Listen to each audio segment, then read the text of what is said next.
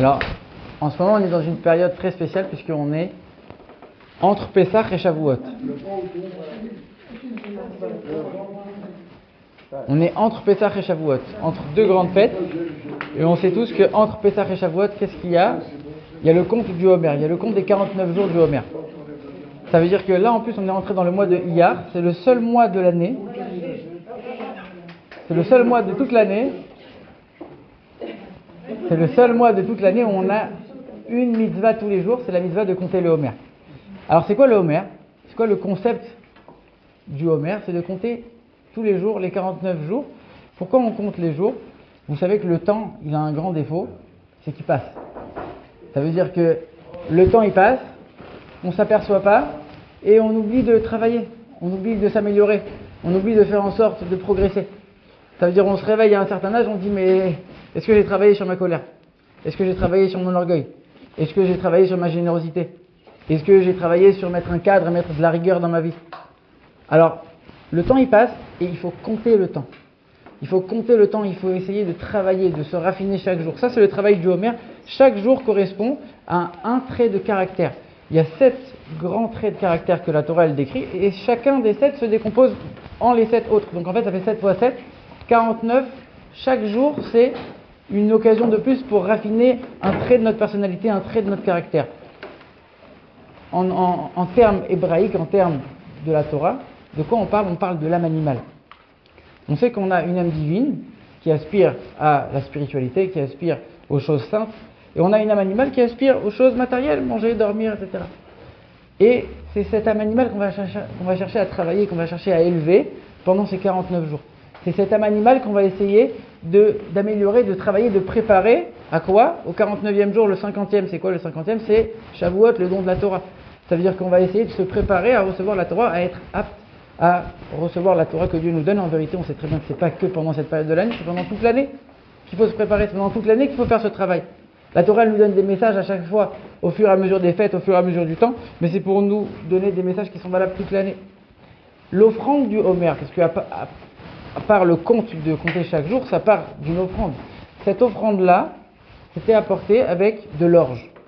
Et on sait que l'orge, c'est une nourriture pour les animaux. On sait que dans la Torah, toutes les offrandes qui étaient apportées au temple, elles n'étaient pas apportées avec de l'orge, elles étaient apportées avec du blé. Alors on ne parle pas des sacrifices, ça c'était de la viande, mais tout ce qui était fait à base de céréales, c'était du blé. Sauf de la sota et le homer. Alors la sota, c'est la femme qui a trompé son mari, ou on ne va pas rentrer dans les détails, on lui dit toi tu as fait une action qui est animale, alors on va t'apporter un sacrifice, une offrande animale. Et le homer, on va aussi apporter de l'orge, qui est aussi une nourriture animale, pour te dire quoi? C'est l'âme animale que tu dois chercher à travailler pendant cette période-là. C'est la partie la plus basse de toi. Et tu vas décomposer en 49 facettes de ta personnalité. La première facette, on a dit, c'est la générosité. Après, il y a la rigueur. Après, il y a la miséricorde. Après, il y a la persévérance, l'humilité, etc., etc.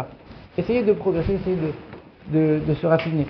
Ça, c'est un peu le message de cette période-là. C'est résumé dans un verset de Shir HaShirim, le cantique des cantiques que le roi Salomon a écrit. Qu'est-ce qui est écrit là-bas? Moshcheni acharecha narutza. Tire-moi, après toi nous allons courir. Alors on ne comprend pas, le début il est au singulier, et après on est au pluriel. Tire-moi, nous allons courir. Qu'est-ce que ça veut dire? Le premier mot, tire-moi, ça c'est Dieu qui parle au peuple juif quand on est à la période de Pessah. Pessah, qu'est-ce qui s'est passé? Le peuple juif il n'a pas fait d'effort, il n'a pas travaillé sur lui-même. Dieu est venu, il l'a pris, il l'a sorti d'un pays, il l'a sorti de l'esclavage, sans qu'ils aient fait un effort. Ça veut dire là, c'est tire-moi. Pourquoi c'est au singulier, cette première étape? Parce que le peuple juif était tellement encrassé dans l'impureté, dans le mal, quand le mal il est trop fort, on ne peut pas dire je vais aller transformer le mal. Non, le mal il est tellement fort, il va avoir une emprise sur toi, tu dois juste fuir le mal. Tu dois t'écarter au maximum. Donc ça veut dire tire-moi, là il n'y a que l'âme divine qui parle. Tire-moi. L'âme animale, elle n'est pas prête à écouter ça encore. Et après, une fois que je suis sorti d'Égypte, il y a le conte du Homer entre Pessah et Shavuot, là je commence à travailler l'âme animale, à la raffiner, à progresser, à avancer, à me transformer, à évoluer. À ce moment-là, je vais faire en sorte que l'âme animale elle-même, elle va vouloir se rapprocher de Dieu. Et donc c'est pour ça que la suite du verset, elle est au pluriel. Tire-moi, ça c'est la première étape, c'est au singulier, pour l'instant je suis tout seul. Après toi, nous allons courir. Après Dieu, l'âme animale et l'âme divine, les deux ensemble, elles vont courir.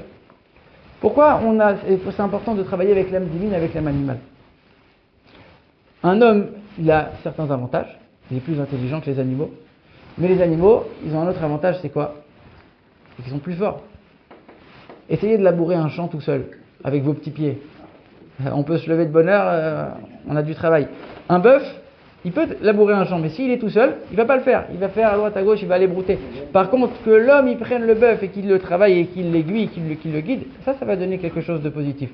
Ça veut dire que l'âme divine, elle a cette force, elle a cette intelligence de pouvoir guider, de pouvoir aiguiller, de pouvoir trouver les bonnes directions. Mais qui va avoir la force derrière de le faire? C'est l'âme animale. Ça veut dire qu'on a besoin des deux.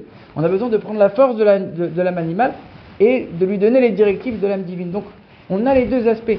Tire-moi, nous allons courir. Même l'âme animale, on va chercher à la travailler, on va chercher à la raffiner pendant ces 49 jours pour l'élever. Et après, on arrive à Shavuot. La suite du verset a dit Aviani Amelech Hadarav, le roi m'a amené dans ses palais. C'est l'union avec Dieu, avec le don de la Torah. Alors qu'on puisse prendre un message. Alors, le raffinement et l'élévation, Aliyah en hébreu, Aliyah s'élever, ça veut dire s'élever quand on monte en Israël. On ne dit pas on descend en Israël. Même si c'est au sud, on dit on monte en Israël. Parce que c'est censé toujours être une élévation spirituelle. Donc, alors il y a une Aliyah, on aurait aimé que ce soit dans d'autres circonstances et pour d'autres raisons, mais le fait est que si ça arrive, il faut le prendre de la bonne manière et que ce soit une Aliyah spirituelle, une élévation spirituelle, un progrès, plein de bonnes choses et toujours dans le raffinement et dans la joie.